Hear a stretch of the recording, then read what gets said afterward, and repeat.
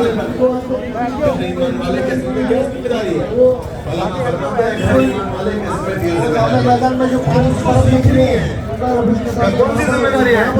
کہ اس کے پہلے سب سے پہلی ذمہ داری اس کے ذمہ یہ ہے اس کا رشتہ اپنے اللہ سے ہے. اللہ سے اللہ نے قرآن میں فرمایا کہ اس رشتے کا تقاضا یہ ہے کہ وہ اللہ کی دھرتی پر اللہ کا بندہ بن کر رہے. کونوا عباد اللہ، اے لوگوں اللہ کی دھرتی پر اللہ کے بندے بن کر رہو. یہ زندگی سب سے پہلے سیکھنی ہے.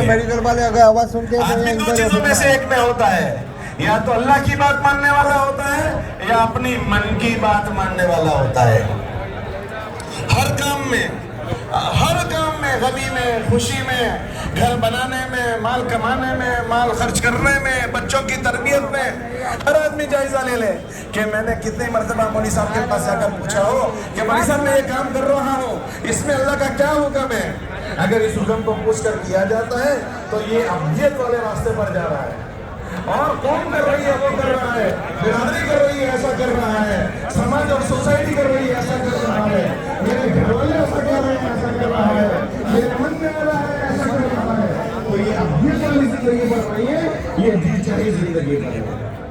اور جو منمانی بناتا ہے، منمانی کرنا اس کو شیطان کا بھائی بنا دیتا ہے. شیطان نے بھی اللہ کی نہیں مانی تھی، اس نے اپنے من کی مانی تھی. ایک مرتبہ اپنے من کی مانی کو شیطان بنایا. میں مگر کے پہلے من کی بات مانتا ہوں، پتہ نہیں میں کیسا بھائی بنوں گا. میں سب سے پہلے جو زندگی سیکھنی ہے وہ جی چاہیے سے نکل کر زندگی سیکھنی ہے. اللہ کی ماننا آ جائے ایسا جیسا وہ ہے، اور اللہ کی ماننا آ جائے جیسا اس نے ہم سے مطالبہ کیا ہے. دوسرا کیا سیکھنا ہے؟ کیا دوسری چیز جو ہم کو سیکھنی ہے وہ یہ کہ میرا میرے نبی سے کیا رشتہ ہے اور اس رشتے کا مجھ سے کیا تقاضا ہے. علماء فرماتے ہیں ہمارے نبی سے ہمارے دو رشتے ہیں. کا پہلا رشتہ ہم نے اپنے نبی کو نبی مانا ہے. کہ نبی ماننے کا تقاضا یہ ہے کہ میں اپنی زندگی کو ہمارے نبی علیہ السلام کی سنتوں والی بناؤں، محمدی بناؤ. محمدی سر کے بالوں سے لے کر پیر کے ناخن تک میں حضور والا، حضور کا امتی نظر آؤں، محمدی نظر آؤں. آج میں پتہ نہیں کس کو راضی کرنے کے لیے پتہ نہیں میں نے کیسا ماڈل بنایا ہے. اگر میں نے ماڈل نہیں بنایا تو میں نے محمدی ماڈل نہیں بنایا کہ میرا ماڈل محمدی ماڈل بنے، کہ میں دور سے نظر آؤں کہ یہ حضور علیہ السلام کا امتی ہے. لباسوں سے لوگوں کی پہچان ہوئی، فلاں نظر آ رہا ہے، فلاں نظر آ رہا ہے، فلاں نظر آ رہا ہے. یہ ایمان والا محمدی دکھنے لگے. کہ ایک تقاضا ہی ہے اس غمی اور خوشی محمد صلی اللہ علیہ وسلم کے طریقوں کے تابع ہو جائے. دوسرا ہم نے اپنے نبی کو آخری نبی مانا ہے. کہ آخری نبی ماننے کا کیا تقاضا ہے؟ کہ آخری نبی ماننے کا تقاضا یہ ہے، ہمارے نبی علیہ السلام نے فرمایا کہ تم میں سے کوئی آدمی اس وقت تک مومن نہیں ہوگا جب تک کہ اپنے بھائی کے لیے وہ چیز پسند نہ کرے جو اپنے لیے پسند کرتا ہے. اللہ کے نبی نے فرمایا کہ میرا کام کیا ہے کہ میں اللہ کے بندوں کو اللہ سے ملانے کی محنت کرتا ہوں، اور یہ کام ہر بندے کا ہے جس نے میرا کلمہ پڑھا ہے. هذه سبيلي ادعو الى الله على بصيرة انا ومن اتبعني. کہ جس نے بھی میری اتباع کی ہے اس کو یہ کام کرنا ہے. یہ تبلیغ کی محنت، لوگوں کی خیرخواہی کی محنت، لوگ جہنم سے نکل کر جنت میں جانے والے بنے وہ محنت، یہ تبلیغی جماعت کی محنت نہیں ہے. تبلیغی جماعت کوئی پارٹی نہیں ہے، تبلیغی جماعت کوئی گروپ نہیں ہے، تبلیغی جماعت کوئی فرقہ نہیں ہے. ہر کلمہ پڑھنے والا وہ کہ دو چھوکرے ہیں، ایک چھوکرا باپ کی سیوا کرتا ہے اور ایک نہیں کر رہا ہے. تو نہیں کر رہا ہے جس کا مطلب یہ نہیں ہوگا کہ اس کے ذمہ نہیں ہے، اس کے ذمہ ہے مگر وہ نہیں کر رہا ہے. تو پھر کیا ہوگا کہ اس کی بے برکتی دنیا میں بھی دیکھے گا اور اس کی بے برکتی آخرت میں دیکھے گا. ایسے خدا نہ کرے اگر ہم سے ذمہ داریاں نہ پوری ہوئی تو اس کی نبوستیں اور اس کی بے برکتیاں اس دنیا میں ہوگی. جیسے حضرت نے فرمایا تھا کہ ہمیں جیسے بدلہ ملتا ہے عمل کا، ایسے اس کی برکتیں بھی ملتی ہے. اگر اس کو ادا کیا جاتا ہے تو اس کی برکتیں دنیا میں ملتی ہے اور آخرت میں اس کے بدلے ملیں گے. دنیا میں اس کا بدلہ ملتا ہے.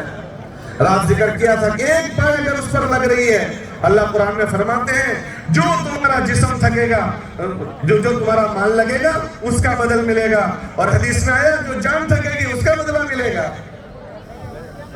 اور نہیں کرے گا تو کہا کوئی بات نہیں، کل قیامت کے دن سب کھڑے ہوں گے، سب دیکھ لیں گے، اس دنیا میں بے برکتی ہوگی اور وہاں اللہ رسوائی سے بچا لے۔